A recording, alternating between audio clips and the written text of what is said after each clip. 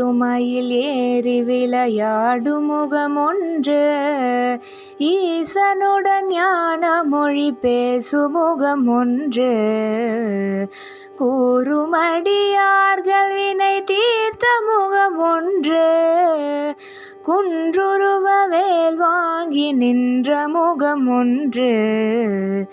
மாறுபடு சூரரை வதைத்த முகமொன்று வள்ளியை மனம் புணர வந்த முகமொன்று ஆறு முகமான பொருள் நீ அருளல் வேண்டும் ஆதி அருணாச்சலம் அமர்ந்த பெருமாளே